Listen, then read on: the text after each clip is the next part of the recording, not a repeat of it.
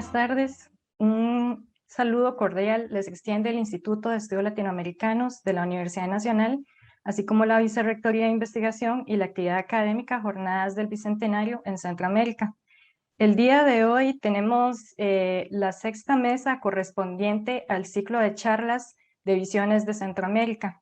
Justamente un abordaje en relación con diferentes temáticas que nos han presentado en el transcurso de los últimos meses, diversidad de académicos y académicas, con temas concernientes justamente a problemáticas de la región centroamericana.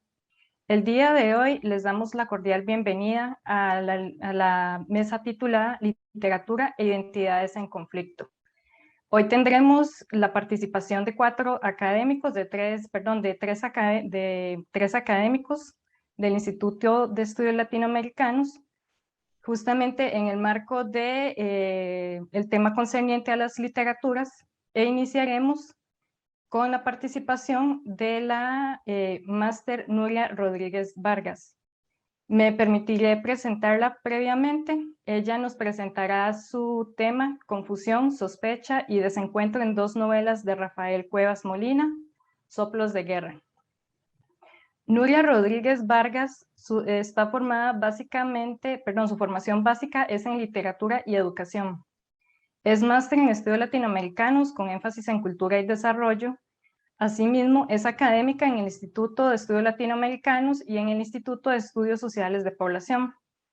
Es escritora de la columna Mosaico, publicada en el Suplemento Cultural de la Universidad Nacional y ocasionalmente en la revista semanal Con Nuestra América.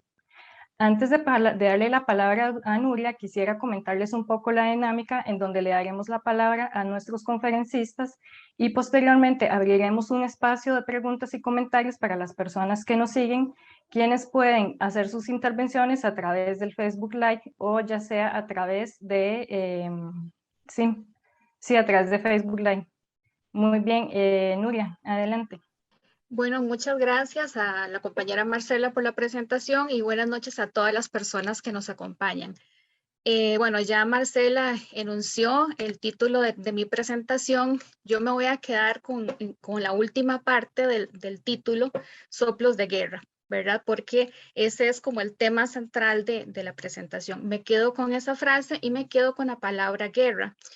El tema de la guerra ha estado presente en la literatura centroamericana del siglo XX y hasta la época actual en el contexto de las guerras culturales. Sin embargo, definir el concepto guerra no es una tarea simple. Se puede asociar con vocablos como oposición, pugna, desaveniencia, lucha, juego, normalmente asociada al combate armado entre naciones o entre diferentes grupos sociales, aunque no es una caracterización definitiva y es un poco restringida. Así, las palabras, los conceptos no son estáticos, cambian en el tiempo y adquieren diversos significados. De manera que el concepto guerra no se puede reducir únicamente a lo físico, al enfrentamiento, al acontecimiento histórico, al enfrentamiento armado o a estados de violencia. Las implicaciones, importan también las implicaciones políticas, militares, jurídicas, económicas, éticas y psicológicas, especialmente para el caso de estas dos novelas. Y todas estas implicaciones complejizan la definición y los alcances. Lo que sí es claro es que el conflicto es una parte cabal de la vida de los seres humanos en su interior, que eso es muy importante también para estos textos, y en el contexto histórico en el que se está inmerso. Entonces, se podría decir que la guerra es un concepto político que es exclusivo de los seres humanos porque hace uso de la razón, del intelecto, no solamente de la fuerza física, utiliza la violencia como lenguaje y uno de sus fines es obtener poder y dominio. Claro que hay muchos tipos de violencia, también violencias sutiles, maquiavélicas, que distan de la violencia explícita y física. Por otra parte, tomando en cuenta el contexto histórico de la región centroamericana, desde el golpe de Estado del gobierno de Jacobo Arbenz en 1954 hasta los acuerdos de paz firmados en Guatemala en 1996, de todo lo que hay en medio de todos esos años de conflictos bélicos surgieron numerosas producciones literarias en diversos géneros y estilos durante los años de los enfrentamientos y posteriormente. En ese contexto, a finales del siglo XX y principios de este siglo, la crítica literaria comenzó a usar diferentes conceptos para denominar a las obras que se inscribieron en esos años. Entonces, se habla de literatura de la posguerra, también se habla de la época postrevolucionaria de este tipo de literatura, también se habla de literatura en guerra. En todo caso, aunque haya diferentes posiciones para caracterizar la literatura centroamericana contemporánea, hay dos elementos que son recurrentes, hay dos temas que son recurrentes, las violencias y el crimen organizado. Entonces voy a entrar propiamente al eje del trabajo, en el cual me refiero a dos novelas recientes del escritor guatemalteco-costarricense Rafael Cuevas Molina. Una es Una mínima fracción del viento, que es del año 2016, y Como el aire, que es una novela del año pasado. Ambas entroncadas, unidas, no solamente por los hechos históricos, sino por un personaje del universo ficcional que las conecta.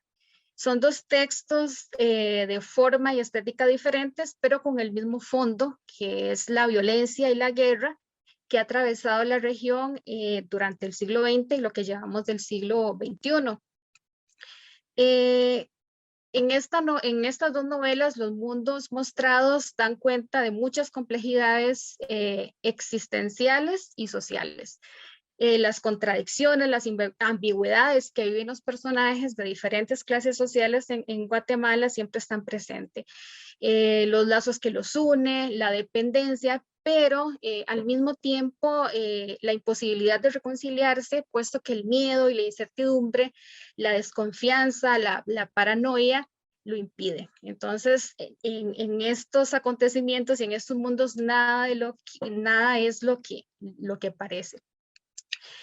Me interesa hacia el final hacer una pequeña reflexión sobre la función del artista, del escritor y su compromiso sobre la palabra y también sobre la función del lector, ya que estamos en el tema precisamente de la literatura. Entonces, para hacer las conexiones de la lectura y la escritura de los dos lados. Entonces, para este ejercicio me voy a tomar la libertad, si el tiempo lo permite, voy a tratar de ir más rápido, de contar y describir un poquito lo que pasa en el mundo de ficción de los dos textos. ¿Qué puede pasar en una mínima fracción del viento? Bueno, este es el título de la primera novela, ¿verdad? De Rafael Cuevas del año 2016. ¿Qué puede pasar? Bueno, puede pasar mucho, puede pasar muchos juegos entre el pasado y el presente. Bueno, también recordemos que la guerra es un juego también. En esta novela hay una fugaz historia de amor. Fabiola, una mujer burguesa de clase alta, casada, se cree y se reinventa una historia de amor al estilo decimonónico. Pretende reencontrarse románticamente con Gabriel, un exnovio de la secundaria, exmilitante, exiliado y en ese momento periodista en un periódico de la ciudad de Guatemala. Con esa historia como pretexto, la novela viaja por décadas, por geografías diferentes que dan cuenta de las experiencias brutales vividas durante la guerra civil, la represión, la censura, desapariciones, exilio y genocidio. Al regresar al presente, básicamente las acciones transcurren en las zonas exclusivas de la ciudad de Guatemala, marcadas por comodidad, opulencia, clases privilegiadas, servidas por personas de clases empobrecidas que van a ser los ladinos y los indígenas. Entonces, en este punto donde hay encuentro y desencuentro de clases sociales, en donde se unen, es donde se unen precisamente las dos novelas. La novela Como el aire de 2020, que dicho sea de paso, también fue ganadora en su categoría del certamen Una Palabra en el año 2019. Esta novela tiene como características generales un gran manejo de la oralidad y de la cultura popular y la presencia de intertextos de la cultura latinoamericana y universal. Y esto es fundamental para acercar al lector, ya que estamos hablando, ¿verdad? En esta presentación de la relación entre los dos. Así que pondré un poquito de acento en esas características. Primeramente, la novela se inscribe como novela negra centroamericana que forma parte de lo que se ha convertido en un tipo de ordenamiento estético en la región y que sirve para interpretar la compleja realidad de esta, y el texto en realidad cumple con varias de esas características definitorias del género, desde las cuales se puede tratar de explicar a las sociedades centroamericanas de forma un poco más analógica. La novela parte de un detective investigador que no se nombra, pero que solamente se llega a saber que es un joven estudiante de periodismo de clase media guatemalteca, quien vive con su madre y tiene una misión. Su misión es hacer un reportaje sobre un supuesto cartel de la droga, investigar los supuestos sujetos involucrados. La mayoría de los hechos ocurren en el espacio urbano, en la ciudad de Guatemala y en la periferia. Esta novela trae de regreso a un personaje hilo que amarra las dos formas de escritura, ¿verdad? La otra novela mencionada anteriormente, publicada en el 2016, en esta novela aparece un personaje central que es Josefina Gómez Chug, la empleada doméstica de una familia adinerada de la zona 15 de la ciudad de Guatemala. Al final de la novela, de esa novela, se vio envuelta en una serie de acontecimientos y terminó en la cárcel. Pero después de estar en ese inframundo de la cárcel, de la prisión, de superar obstáculos y pruebas, Josefina va a ascender a la superficie, y ahí precisamente es donde comienzan una serie de acontecimientos bastante interesantes. Era una mujer originaria de Tejutla, madre de 2 hijos, cuyos padres eran Mardoqueo Gómez y doña Chienta Cook. Ella estaba casada con el invisible, pero siempre presente, Belisario Gómez. Josefina se había convertido realmente en una patrona, en una protectora de la familia, admirada tanto en su pueblo como en la ciudad capital. Había prosperado económicamente en un tiempo relativamente corto. Había adquirido grandes casas, camionetas, colegio privado para sus hijos, empresas, empleados, etc. Algunas voces decían que durante su estancia en el Centro de Detención para Mujeres de Santa Teresa había llegado a ser la mano derecha y administradora de Jesús Salvatierra, conocida como la Chus, quien lideraba el cartel El Gallito, que años atrás había fundado su hermano el Coyotillo, y que dentro de la prisión ella continuaba dirigiendo en coordinación con Josefina, que estaba fuera. Entonces, así este consorcio se mantenía activo y operando bajo la dirección de 2 fieras mujeres. Entonces, desde el espacio público era una mujer de negocios, era emprendedora, empresaria, pero una vez que se había presentado su nombre para ser diputada por el departamento de San Marcos en representación del Partido de Todos, PDT, comenzaron las especulaciones sobre sus negocios, supuestos ligámenes con el narcotráfico, la trata de personas, la actividad extorsiva. Había todos estos antecedentes o chismes o etcétera, había provocado averiguaciones en la prensa nacional e internacional, y además tenía cuestionamientos a nivel financiero porque Josefina y su esposo eran los principales accionistas de la corporación Eterna Primavera, que se encontraba mencionada en el informe sobre sociedades inscritas en el Buffet Mossack Fonseca de Panamá, conocido como Panama Papers. Entonces, dentro de la novela también hay muchas voces de sujetos diferentes con sus propias perspectivas e ideologías. Aparecen comerciantes, albañiles, vendedores, empleadas domésticas, burócratas, coyotes, políticos, abogados, sicarios, exmilitares, mojados, policías, activistas, inmigrantes, feministas, empresarios. Un abanico de grupos muy diferentes, donde todos hablan o todos opinan y hacen conjeturas y todo esto muestra una gran multiplicidad, muchas subjetividades de ese mundo.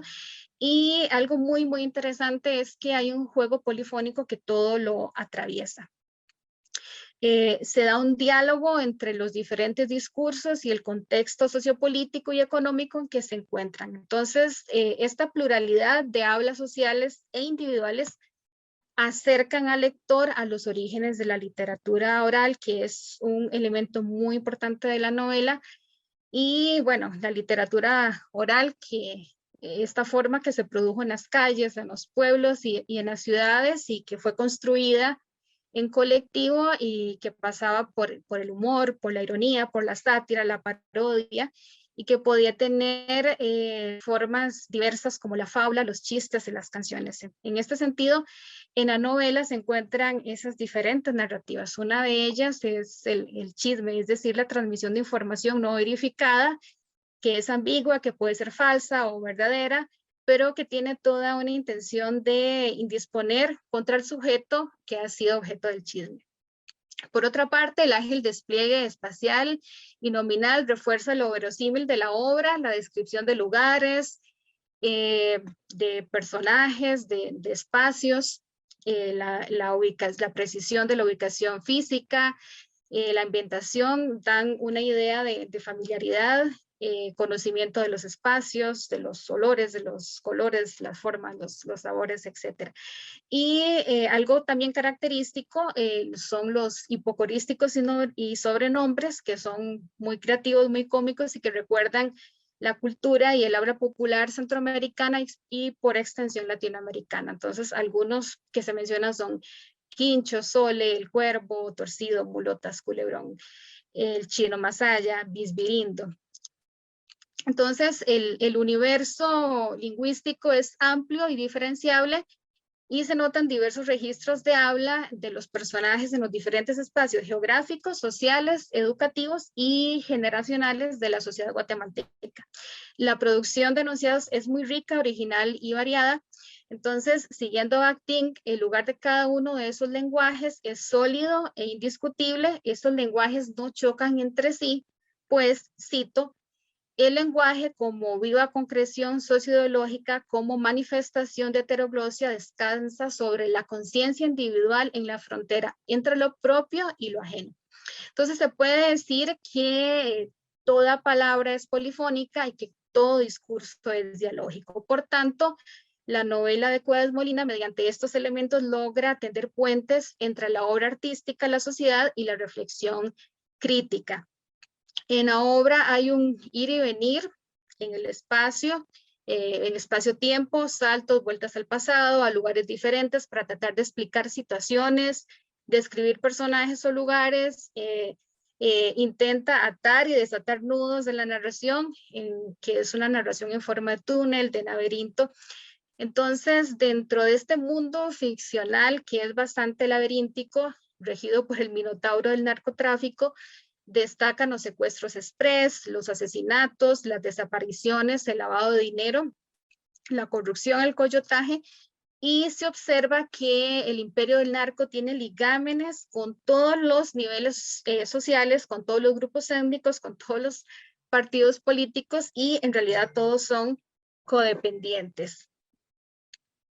El narrador personaje va contando todo sobre los informantes que va contactando, los espacios en que se encuentra, pregunta, sigue pistas, ata cabos, conecta puentes, toma notas de sus averiguaciones, pero a medida que se adentra, las situaciones se complican y se vuelven indescifrables. Entonces, el submundo de los carteles es hostil, tiene muchas traiciones, venganzas, ajusticiamientos, aunque también hay lealtades y alianzas. El caso del improvisado detective se convierte en una maraña y el texto deja de ser un tejido y se va a convertir en una madeja que nosotros como lectores vamos a empecinarnos en desentrañar, ¿verdad? Ese es el objetivo que tenemos a lo largo de toda la lectura, porque nos provoca esto. En algún momento de la novela, el narrador, personaje, investigador se siente confundido, engañado en el límite de la locura y la cordura, no comprende lo que pasa, comienza a dudar de sus informantes, se pregunta si había entrevistado informantes reales o a impostores y por qué habían jugado a la gallinita ciega con él. La sensación que tiene es que nada es lo que parecía. Comienza a dudar de todo y de todos, hasta de personas tan cercanas como su madre.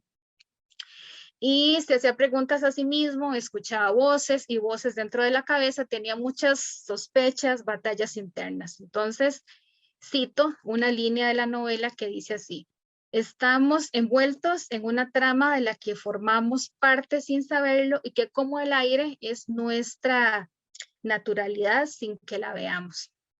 Obviamente no voy a referir el final referirme al final de la novela, pero lo que puedo adelantar es que en la novela hay muchas pistas, rastros, marcas en la escritura, en los paratextos, en los epígrafes, en el título en general, en los títulos de los capítulos y específicamente en el epígrafe se encuentra la primera gran pista que le anuncia al lector cómo es el mundo que sigue. Se trata de un fragmento del astillero del uruguayo Juan Carlos Onetti.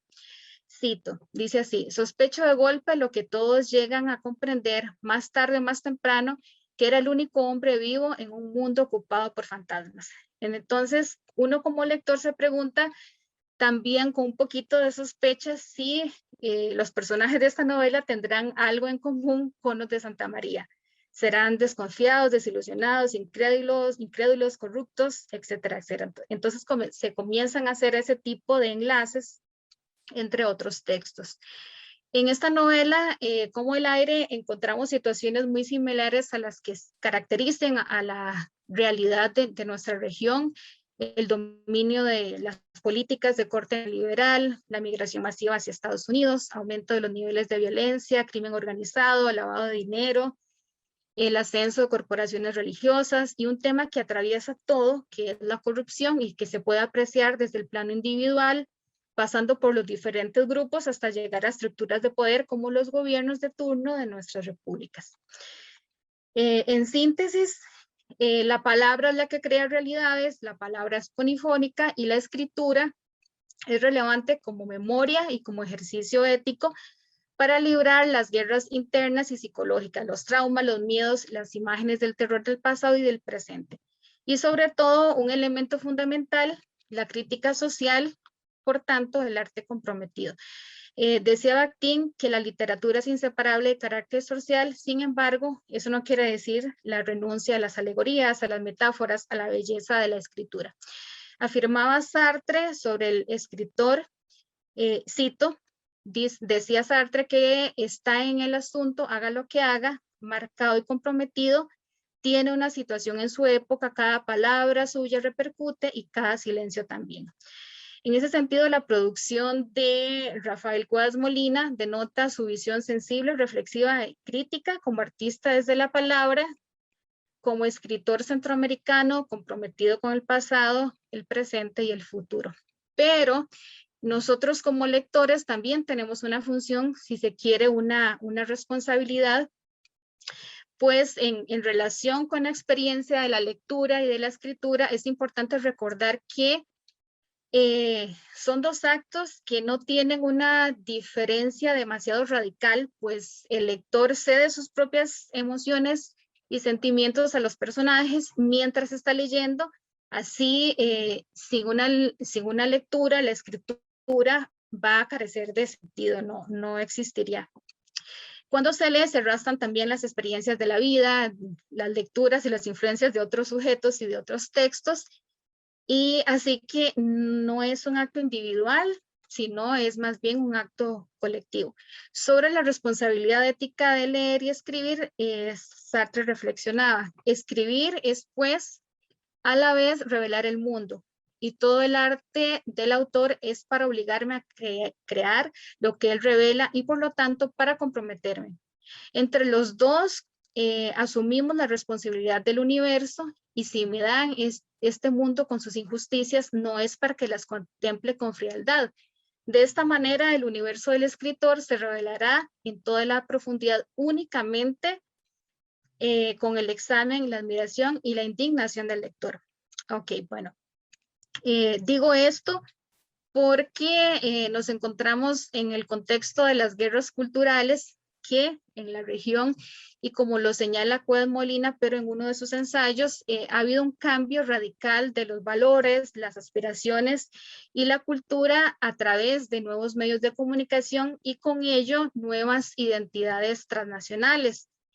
Además de estos cambios de identidades, que bueno, que no los voy a encasillar como positivos o negativos, simplemente son características del contexto actual, pero que también, creo yo, arrastran otras características y dentro de ellas algunas formas de dominación más sutiles y efectivas que se han instalado en espacios estratégicos de pensamiento y reflexión. Entonces, en este punto, la posición de los lectores es fundamental, pues hoy abundan y se han instalado lecturas globalizantes y homogenizantes de receta, de etiqueta, que a veces conducen a la desaparición o a la muerte de las personas artistas, de sus ideas, de su escritura, un poco parecido a lo que pasaba en la época de las dictaduras con los cuerpos.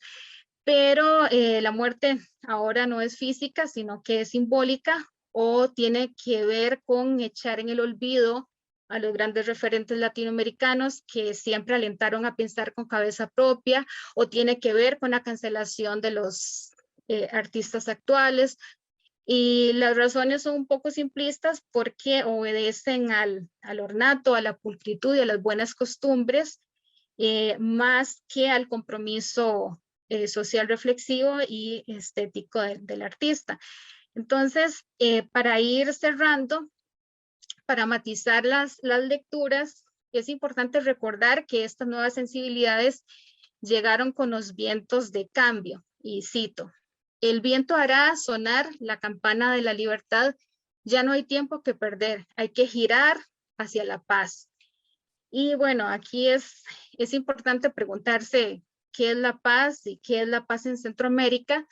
Se dice que es la situación en la que no hay guerra entre dos o más partes, y claro que el desarme es una acción importante. El desarme es una acción importante para llegar a este concepto de paz. Sin embargo, el concepto de la paz es tan complejo como el concepto de la guerra. En el capítulo yo no trabajé teóricamente el concepto de la paz porque no era parte de los objetivos, implicaría básicamente hacer otro ensayo, pero tratando de esbozar algunas ideas rápidamente, y no lo sé con certeza, pero el concepto de paz podría ser también no gerenciar violencia de diferentes tipos, tener tranquilidad, y esa tranquilidad tiene que ver también con hacer 3 comidas diarias, tener vestido, techo, trabajo, acceso a la salud y a la educación. También el concepto de paz podría ser el bienestar que da la solidaridad. También podría tener que ver con la tranquilidad por el respeto de las ideas y opiniones opuestas a las nuestras, el respeto a las creencias diferentes, sin estereotipar en términos de clase social, de raza, de género, de orientación sexual o de religión. Sin embargo, las sociedades centroamericanas, al igual que otras sociedades del mundo occidental, cada vez están más divididas en sectas de todo tipo. Entonces, en nuestra región se ha dado un recrudecimiento de las violencias, el aumento de las migraciones masivas a causa de hambrunas, de desempleo, de discriminación, indiferencia institucional, entre muchísimos otros factores. Y en el contexto del bicentenario y más allá, ojalá que algún día realmente se pueda girar hacia la paz en vez de maquillarla con floridos y amorosos discursos estatales e institucionales. pero afortunadamente, para salirnos de los discursos edulcorados y para reflexionar y sensibilizar realmente a las personas, tenemos el arte y tenemos a los artistas, y por eso como lectora yo apelo por su conservación, y esta solamente se puede lograr si gozan de la libertad creadora. Entonces, bueno, esa es mi reflexión en cuanto a las novelas de don Rafael Cuevas Molina, y muchas gracias. Muchísimas gracias, Nuria, por su intervención. Los temas que plantea dentro del análisis que usted propone son bastante amplios. Me gustaría entonces tener la oportunidad, quizá al cierre de la charla, de poder plantear algunas preguntas. Sin embargo, a continuación le daríamos la palabra al doctor Rafael Cuevas Molina con su ponencia intitulada Del amor inefable al rechazo absoluto, la visión de la patria centroamericana de Luis Cardosa y Aragón a Horacio Castellanos Moya. Rafael Cuevas Molina es historiador, escritor y artista plástico. Es licenciado en Filosofía y magíster y doctor en Historia. Labora como profesor e investigador del Instituto de Estudios Latinoamericanos de nuestra Casa de Estudios y es presidente de la Asociación por la Unidad de Nuestra América. Ha publicado numerosos artículos que han aparecido en revistas y libros colectivos a lo largo de Latinoamérica. Además, ha publicado diferentes libros, entre ellos los más recientes, Sandino y la intelectualidad costarricense, Nacionalismo imperialista en Nicaragua y Costa Rica, De Banana Republics a Repúblicas Maquileras, la cultura centroamericana en tiempos de globalización neoliberal, además de ser coautor, entre otros, de los libros Latifundio mediático y resistencias sociales en América Latina, publicada en el 2016, y Otra educación, prácticas educativas y pedagogías críticas en América Latina, esta correspondiente al año 2019. Doctor Cuevas, tiene la palabra. Muchas gracias. Muchísimas gracias, Marcela. Muchas gracias a Nuria también, que se ha tomado el trabajo de leer y analizar tan certeramente los trabajos que he hecho en literatura. Y yo voy a tratar un tema que a mí me parece que es muy importante porque de una u otra forma se trata del trabajo de dos escritores que están separados en el tiempo en Centroamérica, pero que de una u otra forma muestra cómo las sensibilidades que predominan en nuestra región han ido variando con el tiempo. Como ustedes saben, Centroamérica transitó durante toda la segunda mitad del siglo XX en un torbellino político marcado tanto por sublevaciones populares como por la más cruenta represión. La región se caracterizó siempre, con la excepción de Costa Rica, por la prevalencia de regímenes autoritarios ante los cuales se gestó una oposición que llegó incluso hasta la expresión armada. Guatemala y El Salvador estuvieron en el epicentro de estas circunstancias. En Guatemala fueron los años de la infancia y la juventud de Luis Cardosa y Aragón. Son los años en que Miguel Ángel Asturias inmortalizó literariamente en su novela El Señor Presidente, que se inspira precisamente en los 22 años de dictadura de Estrada Cabrera, y cuando emerge en nuestros países centroamericanos un nuevo grupo social hasta entonces no claramente identificado y reconocido como tal, que son los intelectuales. Es decir, estoy hablando de la década de los 20, ¿verdad? El intelectual asume en este contexto una función sociocultural crítica que se expresa como un grupo aparte, con una misión histórica que cumplir. Luis Cardoso y Aragón, en mi opinión, se inscribe perfectamente en esta caracterización. Nació en Antigua Guatemala en 1901, viaja muy joven a París, epicentro del mundo cultural de la época, y a donde volverá años después en el gobierno de Juan José Arévalo en 1940, que va de 1945 a 1951 como embajador de Guatemala.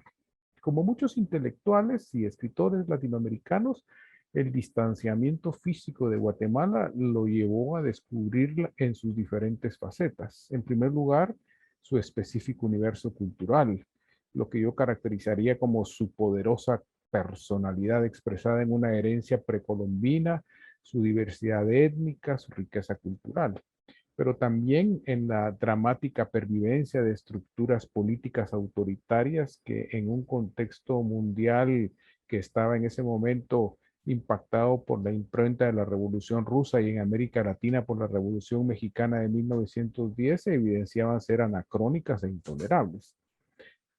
Aún en un contexto en el que intelectuales y artistas eran propensos a la asunción de su compromiso político con una radicalidad que derivaba de su admiración por la construcción del socialismo en la Unión Soviética, Cardosa y Aragón supo asumir una posición política identificada con el pensamiento revolucionario de la época, sin por eso comprometer su itinerario literario con las opciones que derivaban del realismo socialista, erigido en arte oficial del socialismo estalinista.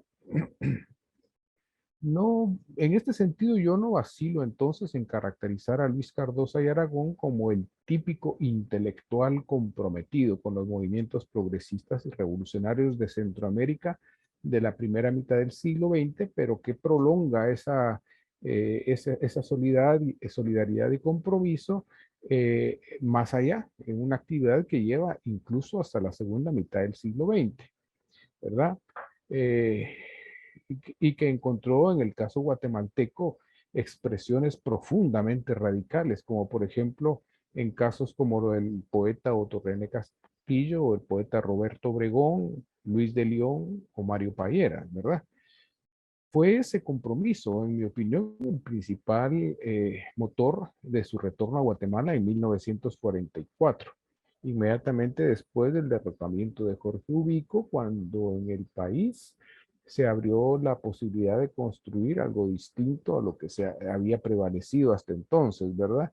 Y se inauguraron lo que él mismo caracterizó como los 10 años de primavera en el país de la eterna tiranía, pero fue también un amor entrañable por su país, un país que decía no haber partido, del que decía no haber partido nunca, porque, como él decía, nunca partimos del país en el que se nace. Es decir, habrían dos razones, una política y otra de carácter existencial, que asociaríamos con el amor a la patria.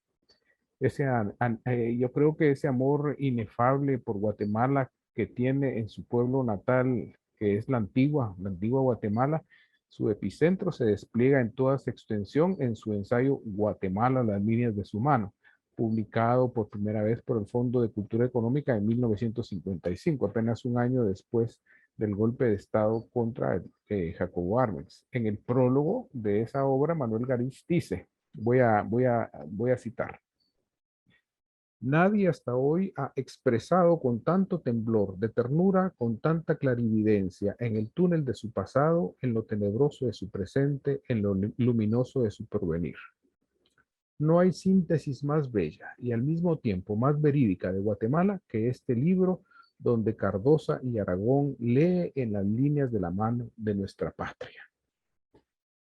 Entonces, como él mismo lo atestigua al narrar las peripecias de su retorno al país en octubre de 1944, el canto a Guatemala, que es este ensayo, tiene como dínamo generador su infancia en la antigua Guatemala. Voy a citar lo dicho por Cardosa en Guatemala, las líneas de su mano. No quiero ser patriotero ni sentimental, simplemente se me reveló entonces de nuevo cuán definitivos son la niñez y el dominio de la tierra. Allá, al pie del volcán de agua antigua y la casa de mis padres, donde habría deseado vivir toda la vida y morir toda la muerte. Entonces, Guatemala es vista como una bengala geográfica morena y mágica, en la que en territorio pequeño existen, decía él, las más extraordinarias bellezas naturales, pero en la que resalta el escenario que lo liga a los afectos infantiles que para él son el centro del universo. Y así Guatemala se configura para el poeta que vuelve a su país después de 25 años de ausencia como una especie de paraíso recobrado. Entonces, la visión de Cardosa coincide en parte con la de otros escritores, ¿verdad? Que yo ya mencioné anteriormente, comprometidos guatemaltecos más o menos contemporáneos suyos, por ejemplo, con Otto René Castillo, quien también caracteriza como dulce a Guatemala, como a una niña o una mujer querida, tal como lo hace Cardosa. Voy a leer un parrafito de lo que dice Otto René. dulce país de bolsillo que podemos ponerlo en el ojal, y con quien también comparte la emoción del retorno al terruño en el que se pasó la infancia, como por ejemplo, voy a leer esta primera estrofa del poema de Otto René Castillo, Retorno al dolor de todos. He vuelto después de 5 años, y sola estaba la calle para mí. Este viejo viento que conozco desde niño caracoleó un poco en mis cabellos y se quedó ahí de pie y alegre, tal vez por mi regreso. Entonces yo creo que el embelezamiento con su tierra de origen no empaña la comprensión y la censura de lo que Cardoso y Aragón considera lacras. En ese sentido se ve y se lamenta del secular atraso guatemalteco, y así lo consigna en el siguiente párrafo que voy a leer también de la misma obra que estoy analizando. La causa principal del atraso ha residido, dice, en la tenencia de la tierra y los sistemas de explotación, origen de la miseria de la mayoría de la población desposeída, que es campesina. Además, la intervención de compañías extranjeras. Como se puede apreciar, yo pienso que la relación y el compromiso de la realidad de Centroamérica concretada en Guatemala es de una gran fortaleza, de tal manera que continúa en el tiempo, incluso después de haber escrito el ensayo referido y en medio de las turbulencias políticas del siglo XX. Existe un abismo, en mi opinión, entre esta actitud y la que se evidenciaría años después en la literatura centroamericana. Y para evidenciar ese cambio estoy tomando como ejemplo la novela de otro escritor centroamericano, en este caso salvadoreño, Horacio Castellanos, que nació en 1957. La novela en la cual yo me voy a centrar es la que se llama El asco Thomas Bernard en San Salvador, novela por la que se vio obligado incluso a abandonar El Salvador al recibir amenazas de muerte. Al igual que Cardoso y Aragón, la vida de Horacio Castellanos transcurrió o ha transcurrido en muy buena medida fuera de su país, pero ha sido un peregrinar o un exilio en el que prevalece un ambiente de época distinto al que le tocó vivir a Cardoso y Aragón, lo cual en mi criterio ha hecho que varíe la forma de enfocar la relación con su país, en este caso El Salvador. Si en Cardoso de Aragón lo que encontramos es un amor inconmensurable y un compromiso a toda prueba de derrotas y exilios, en el segundo prevalece el rechazo y el pesimismo respecto a su país. Hay otras diferencias entre el enfoque de Cardoso y Castellanos, como el hecho de que el texto que analizamos de Cardoso es un ensayo y el de segundo es una obra de ficción, pero como presenté anteriormente, esto en mi opinión no afecta sustancialmente el transporto de lo que aquí estoy tratando de mostrar, puesto que en última instancia la mirada o el vínculo que establece el escritor con su país puede expresarse en cualquiera de estos dos géneros o en cualquier otro. Cuando nos referimos a un ambiente de época distinto, yo lo que quiero recordar es que al golpe de estado de Guatemala en 1954 siguió pocos años después la victoria de la Revolución Cubana, el 1 de enero del 59, que abrió un horizonte de euforia y de esperanza entre las fuerzas de izquierda de toda América Latina y que llevó al surgimiento en todo el continente de movimientos armados que emulaban la estrategia cubana, ¿verdad? Y eso sucedió también en Guatemala y en El Salvador, ¿verdad? Y que eran movimientos que buscaban ofrecer un contrapeso político e ideológico y una presencia alternativa al capitalismo. Pero este panorama, eh, lógicamente cambió radicalmente en 1989, cuando ocurre lo que hoy conocemos como la caída del muro de Berlín. Acontecimiento que, como todos sabemos, tuvo ondas, sigue teniendo las verdad, repercusiones en Centroamérica, y no solo en Centroamérica, en todo el mundo, en donde la confrontación entre las dos opciones sistémicas se estaba librando de forma especialmente aguda. En Nicaragua, el Frente Sandinista perdió las elecciones ante la oposición en el 90, y en El Salvador y Guatemala las fuerzas revolucionarias se vieron forzadas a negociar acuerdos de paz. Entonces, en términos más generales, el mundo, ya este mundo que estoy describiendo, que es el mundo en el que escribe Horacio Castellanos, entra en una nueva etapa caracterizada por un lado por la euforia de aquellos que uno podría caracterizar como una mentalidad de derechas o más liberal, y por otro, por la decepción, el desencanto y el sentimiento de derrota entre quienes de una u otra forma habrían apostado por cambios estructurales radicales en Centroamérica, comprometiendo su estabilidad personal y familiar en áreas de la causa, se sienten profundamente decepcionados, o como dice el título de una de las obras del poeta nicaragüense Ernesto Cardenal, que la suya había sido una vida perdida. Si a la literatura que emana de la generación de Cardosa se le ha caracterizado de comprometida, no solamente en Guatemala, sino también en El Salvador, ¿verdad? En donde está, entre otros, Manuel Argueta, Roque Dalton y otros escritores más, ¿verdad? Poetas fundamentalmente, aunque no solo. A esta otra, lo que lo podemos caracterizársele como una generación del desencanto y del cinismo, y es comprensible viendo la diferencia contextual en que ambas crean. En estas condiciones es que Horacio Castellanos realiza su obra. El asco es un ajuste de cuentas que Horacio Castellanos hace con El Salvador. El protagonista, Edgardo Vega, regresa a su país desde Canadá después de 18 años para asistir al funeral de su madre y se encuentra con su amigo, Moya, que evidentemente es un alter ego, digámoslo así, del escritor de Horacio Castellanos, cuyo segundo apellido es Moya, y se encuentran en un bar en el que el lector asiste a un larguísimo monólogo de que viene de Estados Unidos, Edgardo Vega, contra todos los salvadoreños. Vega no vacila en caracterizar al salvadoreño como pueblo ignorante que considera que su miasma es lo mejor del mundo, lo cual piensa por demás que es una característica fundante de todos los pueblos ignorantes. A diferencia de Cardosa, que identifica a su lugar de nacimiento, que es la antigua, como casi que como el ombligo del mundo, ¿verdad? Sitio en el que encuentra sentido su existencia, que canta elogiosamente. Vega dice aborrecer su lugar de origen, del cual ha salido poco menos que huyendo en cuanto ha podido. Entonces, a diferencia de Cardosa, que al volver corrobora a cada paso que Guatemala es su lugar en el mundo, Vega confiesa, vean lo que dice Vega en el asco.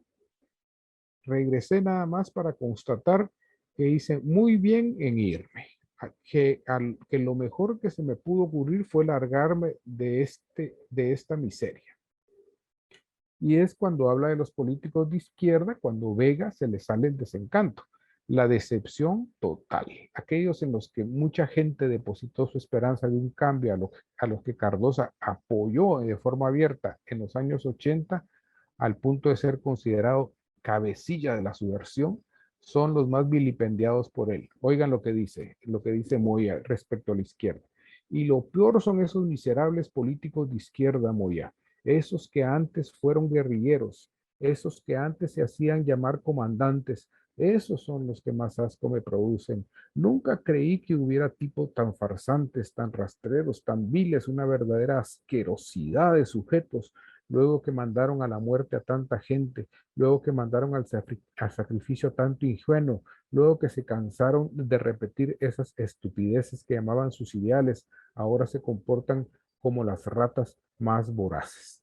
Entonces, por las páginas del asco desfila la vida entera del Salvador y todo su desmenuzada, y toda la desmenuza y la despedaza y la aborrece.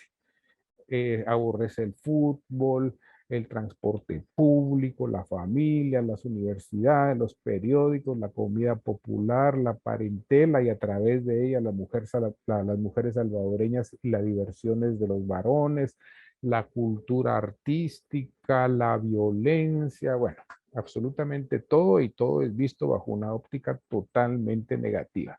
Porque para Vega, quien por cierto se cambió el nombre en Canadá, país en el que vive y en el cual se nacionalizó, para borrar hasta las raíces personales de todo rastro de su pasado, su lugar de origen es pues lo peor de lo peor. lo más aborrecible para quien no ahorra epítetos ni calificativos de migrantes, al que solo ha vuelto porque su madre murió y debe hacer unos arreglos relacionados con su herencia. Es el personaje que condensa la esencia del desencanto, del que ya no tiene esperanza alguna en su país, que lo ve en el futuro igual que en el pasado, sumido en el atraso, sin ninguna salida posible, etcétera, ¿verdad? No hay para Vega esperanza, utopía que perseguir. Ya no hay héroes anónimos por apoyar, ni proyecto en quien confiar. Entonces yo diría que ya para cerrar, que la visión que se tiene de Centroamérica concretada en cada uno de los dos países varía diametralmente en el transcurso de 40 años, que es lo que separan estas dos obras, El Asco y Guatemala, la línea de su mano, tal como he tratado de presentarlo, ¿verdad? Se trata de textos escritos en dos momentos distintos de la vida contemporánea de Centroamérica. El primero, cuando están vigentes las utopías y la esperanza de un mundo mejor. El segundo, cuando lo que priva es el sentimiento de derrota y pérdida de toda ilusión de cambio. Se trata de la visión de intelectuales que de una u otra forma tuvieron conexiones y algún nivel de compromiso con los movimientos insurreccionales de la segunda mitad del siglo XX de Centroamérica. El primero, Luis Cardoso y Aragón, apenas alcanza a vivir la debacle del campo socialista porque muere a inicios de los años 90 y a recorrer los primeros años del capitalismo salvaje, como le llamó Juan Pablo II. Horacio Castellanos, por su parte, por el contrario, pertenece a la generación que en Centroamérica vio aparecer y crecer las opciones políticas de la izquierda radical, amparadas inicialmente por el aura romántica de la Revolución Cubana y que luego sufrió el impacto de la caída del muro de Berlín y todas sus consecuencias económicas, políticas, ideológicas y culturales que conforman un nuevo ambiente de época. Bueno, eso es. Muchas gracias, muy amables. Muchas gracias, doctor Rafael Cuevas, por su intervención. Recientemente nos acaba de comunicar el profesor Andrés Mora que acaba de tener un inconveniente dentro de su hogar, no tiene energía eléctrica, entonces se le está dificultando conectarse en este momento al Zoom. Entonces nos encontramos ante algunos problemas técnicos. Él mismo me sugirió que si no lograba conectarse al cierre de la intervención del doctor Rafael Cuevas, entonces procediéramos con un espacio para atender preguntas y comentarios por parte de la audiencia. Todos son bienvenidos, entonces por favor si tienen algún aporte que generar, les recordamos que pueden escribirnos a través de las redes sociales, específicamente en Facebook. Muy bien, bueno. Entonces, mientras se van generando las inquietudes por parte de quienes nos están mirando ahora, yo quisiera también como hacerles una consulta tanto a don Rafael como a Nuria, porque se ven un conjunto de elementos dentro de las producciones literarias que cada uno de ustedes analizó, en donde hay ciertos elementos en común, principalmente en aquellas obras literarias que son más contemporáneas, ¿verdad? Un cierto desencanto, ¿verdad? Una posición muy crítica y reflexiva con respecto a las realidades centroamericanas de la actualidad. Y entonces, en términos generales, quería como preguntarles justamente en función de que diferentes momentos, como nos narraba don Rafael Cuevas anteriormente, ¿verdad? En la década de los 20, donde de repente hay como un nacionalismo que está más en auge, que estas formas de pensamiento más apropiadas justamente del terruño, en donde hay un proceso también en Centroamérica muy puesto en marcha, ¿verdad? En relación con lo que es el proceso de construcción de las identidades nacionales también. Quisiera consultarles, ¿es posible entonces dentro de las obras literarias que ustedes analizaron, don Rafael, al menos en el caso también de Horacio Castellanos y a Nuria en el caso de Rafael Cuevas, es posible definir una categoría de lo que actualmente se podría como concebir con Centroamérica, como Centroamérica, ya sea a través de las estéticas literarias o a través de las temáticas que se han abordado? Bueno, muchas gracias por la pregunta, Marcela. Sí, efectivamente, yo lo que pienso no es de que se esté más o menos vigente el nacionalismo, sino que estamos en procesos de cambio, ¿verdad? Estamos en procesos en los cuales el nacionalismo pasa a cumplir diferentes funciones en función de las características de la época en las cuales estamos viviendo nosotros. Ya en algún momento Nuria mencionó un aspecto que a mí me parece que es muy importante, que en el caso de El Salvador está muy, sobre todo, ha sido muy estudiado en El Salvador, pero que está presente en toda Centroamérica y que se expresa en las literaturas y específicamente en la obra de Horacio Castellanos, esta que estamos analizando, que se llama El Asco, que son las identidades transnacionales, que es algo que, por ejemplo, en la primera mitad del siglo XX, incluso hasta los años 70, 80 de nuestro siglo XX, no habríamos concebido, ¿verdad? Pero, por ejemplo, en El Salvador ya existe incluso toda una políticas gubernamentales orientadas a tratar de mantener el amor al terruño, fundamentalmente con intereses económicos, ¿verdad? Porque se necesita que las remesas sigan llegando y efectivamente el nacionalismo es uno de los motores que provocan de que ese dinero siga llegando, pero a lo que estamos asistiendo es a la conformación de identidades que empiezan a tener rasgos que tienen elementos de diferentes espacios nacionales. En este caso podría ser, digamos, California, que es en donde la mayoría de los salvadoreños van en Estados Unidos, no es el único lugar, pero uno de los lugares a donde más van, con el Salvador, y al mismo tiempo en El Salvador están habiendo una gran cantidad de transformaciones y modificaciones en la vida cotidiana porque todo mundo tiene a alguien que está en aquel lugar, fuera del país, y que entonces lógicamente trae algún tipo de modificaciones en ese sentido. Estoy usando el caso de El Salvador no solo porque el caso, porque yo analicé ahora la novela El Asco en relación con estas circunstancias, sino porque es uno de los lugares donde más se presenta este fenómeno, aunque también en Guatemala y en Honduras, en general en Centroamérica, nosotros lo sabemos, no tengo por qué explayarme más en esto, es una de las regiones en el mundo características por esa situación y nuestros compatriotas se orientan hacia la que es la frontera más transitada de la tierra, que es la de Estados Unidos y México, ¿verdad? Entonces, sí, en ese sentido, yo lo que pienso es que nosotros no es que el nacionalismo haya perdido vigencia, sino que está en proceso de transformación. No es aquí el lugar para explayarme más, solamente voy a puntear en el sentido de que, dicho esto que acabo de decir, también es importante apuntar que el nacionalismo se encuentra en el proceso de globalización con una serie de cuestionamientos que hace que situaciones que antes eran resueltas dentro del espacio nacional y que constituían espacios característicos de la nación, ahora son resueltos en un espacio transnacional, ¿verdad? Voy a dar el ejemplo de lo que en este momento se está viviendo en Costa Rica, que son las negociaciones con el Fondo Monetario Internacional, en donde se evidencia que un organismo de corte transnacional, internacional, puede dictar una serie, digamos que, vamos a decirlo muy suavemente, de opiniones que inciden directamente sobre el desarrollo de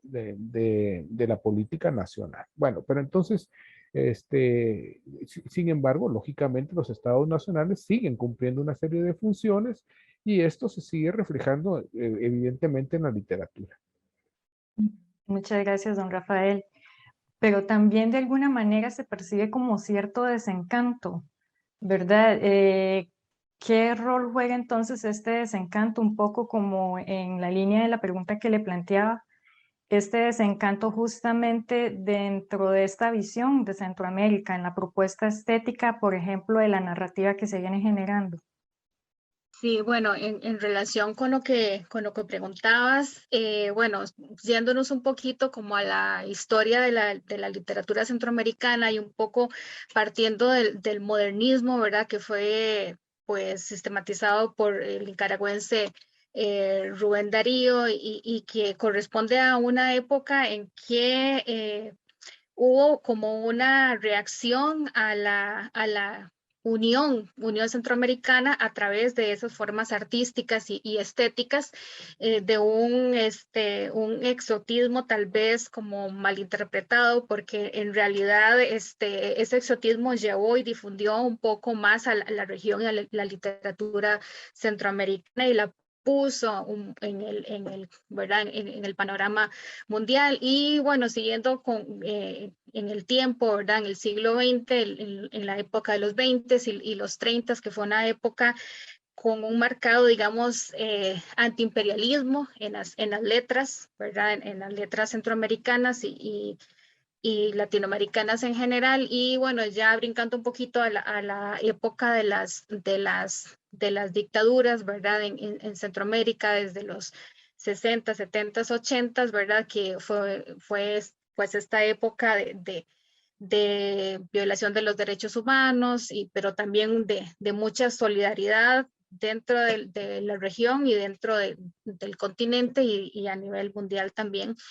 Pero ya en la época de los años que siguieron al desarme de la región, sí hay un marcado desencanto, ¿verdad? Eso es una de las características de la literatura centroamericana, ¿verdad? Todos sus géneros, por los efectos devastadores de las guerras, los efectos a nivel ecológico, a nivel estructural, económico y a nivel psicológico, ¿verdad? Que es un tema que me interesó y específicamente en cómo lo enfocan las novelas de Rafael. Con respecto a lo concreto de la pregunta, ¿verdad? Que si había como una forma, y bueno, lo voy a contestar básicamente en función de las lecturas de las novelas de don Rafa. No sé si hay como un solo tópico, pero también la forma, ¿verdad? La forma la estética que ha utilizado Rafael en sus últimas novelas es una estética pues diferente de una a otra. Por ejemplo, si tomamos en cuenta la novela 300, ¿verdad? Que es una novela que rompe totalmente como el patrón general, lo que es como una novela clásica, ¿verdad? Es la forma que está escrita, luego viene con una mínima fracción del viento y luego pasa a esta novela, como El aire, y luego Polen en el viento, ¿verdad? Que es otra novela que toca el tema de la migración de nicaragüense a Costa Rica. Entonces, también yo creo que eso es como algo característico de la literatura en los diferentes autores que tienen sus propias formas y la forma sí es muy importante porque no hay una separación, ¿verdad? Cuando se escribe no hay una separación tajante entre la forma y el contenido, sino que uno alimenta al otro y hay una razón de ser, ¿verdad? Para que existan esas formas estéticas. Entonces, en la narrativa, en la novelística de don Rafa, yo pues encuentro esas características, ¿verdad? Que se abre y a diferentes formas, a veces bastante novedosas. Muchas gracias, Nuria. Tenía otra interrogante, me voy a dar el permiso de planteárselas, y es que quería saber si ustedes nos pudieran como generar una reflexión de esa relación que existe entre la ficción y la historia, porque de alguna manera las novelas de las que ustedes nos hablan, tanto la de don Rafael como la de Horacio, son de alguna manera testimonios más que testimonios, son como documentos creados dentro de contextos particulares y a partir de vivencias específicas de sus autores. Entonces, de alguna manera, esta ficción también se carga una cierta narrativa, ¿verdad? Que podría asociarse con sucesos reales de las historias centroamericanas. Entonces quería saber si nos pudieran regalar una reflexión final justamente en torno a esa relación que hay entre la ficción y la historia, proximidades y distancias a partir de las propuestas que ustedes han analizado. Bueno, es una inquietud de historiadora, ¿verdad, Marcela?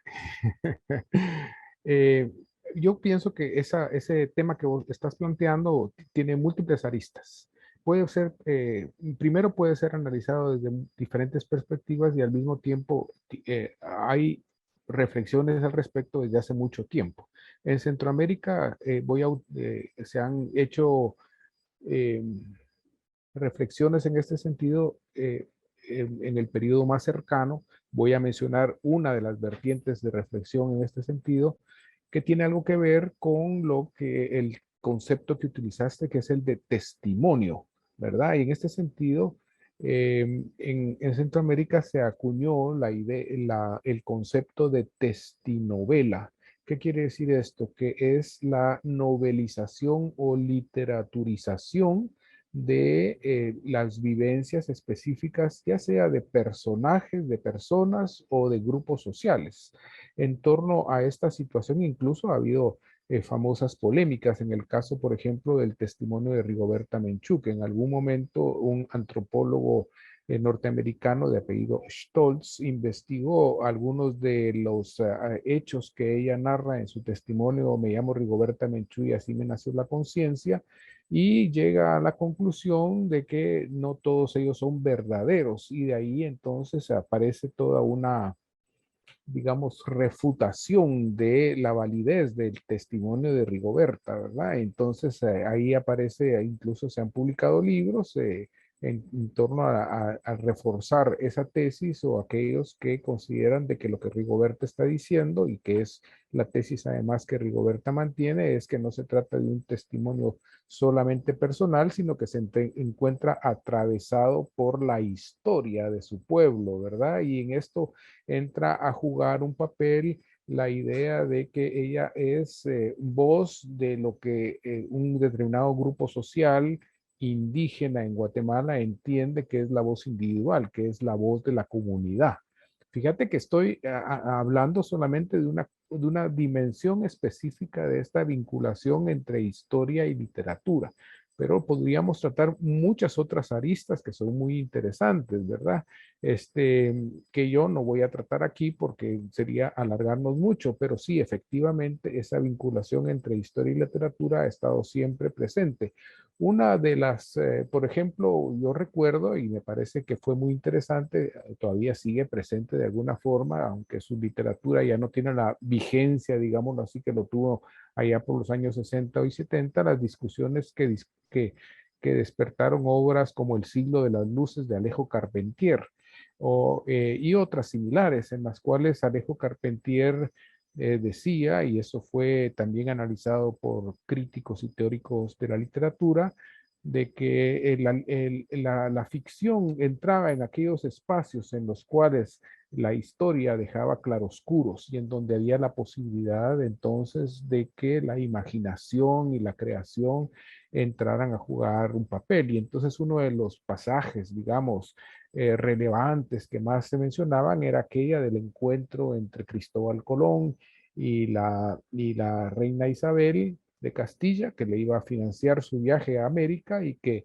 en el cual se especula sobre la posibilidad de que haya habido una relación amorosa entre ambos, ¿verdad? Pero no habiendo en documentos históricos que digan ni a favor ni en contra de este argumento, la literatura incursiona en ese espacio y entonces crea un mundo ficcional que está basado, sustentado y enraizado y relacionado con la historia o con los hechos, digámoslo así, y entonces crea otro mundo. Esa es otra dimensión. Y voy a mencionar una tercera, que es aquella que considera que la historia misma es también ficción, es decir, es una lectura del pasado que está en función de intereses y necesidades del presente, y que por lo tanto tienen un nivel de ficcionalidad. No me voy a extender más, pero yo he mencionado tres casos en los cuales esta vinculación que te preocupa en relación entre historia y literatura se expresa. Muchísimas gracias, don Rafael, por su respuesta, y también así tenemos la oportunidad de aprovechar justamente su trayectoria dentro, tanto como escritor como académico e historiador. Adelante, Nuria. Bueno, Qué difícil frente a dos historiadores, ¿verdad? La pregunta, pero porque, bueno, sí, definitivamente la literatura y la historia siempre se encuentran y siempre se complementan, como lo explicó muy bien Rafael. Y siempre la función referencial, ¿verdad?, del contexto es muy importante en una obra literaria, sin duda. Pero, bueno, desde mi posición y mi formación, yo prefiero más, como decía Barthes, matar al autor, ¿verdad? Distanciar esta idea que pone una distancia, ¿verdad?, entre el mundo de ficción, el mundo mostrado y el autor, aunque claro, siempre va a haber, se va a arrastrar, ¿verdad?, con la ideología, las ideologías, el entorno del autor. Es muy difícil, ¿verdad?, no verlo tal vez plasmado, pero bueno, desde mi punto de vista también, una vez que el narrador, el autor, bueno, crea los narradores y crea las diferentes voces, esos personajes dentro de la ficción pues pertenecen a un mundo totalmente aparte, y sí me gusta hacer como esa división, ¿verdad?, entre los dos mundos, el mundo de la realidad, el mundo de la ficción. Y bueno, muy especialmente por lo que planteaba al final de mi presentación, ¿verdad? Porque estamos en un contexto en que a veces se pierde como la frontera cuando se está frente a un texto literario o artístico de cualquier tipo, sea una canción, una novela, etcétera, y se confunde la realidad con la ficción, y entonces eso puede tener serias consecuencias en la forma de enfrentarse o de juzgar al autor, ¿verdad? La vida del autor, y etcétera. Entonces, como que caemos en condenar al autor o al artista y por los mundos ficcionales que ha creado, ¿verdad? Entonces, bueno, eso es otra perspectiva, ¿verdad?, en relación con la realidad de la ficción y los límites y las fronteras, ¿verdad?, que a veces son como difíciles de establecer. Muchísimas gracias por sus respuestas. Extendemos una disculpa en nombre del profesor Andrés Mora. Tuvo un inconveniente y no logró conectarse. Entonces, dadas las circunstancias, por el día de hoy cerraríamos en este momento la 7ª y última mesa de Visiones de Centroamérica.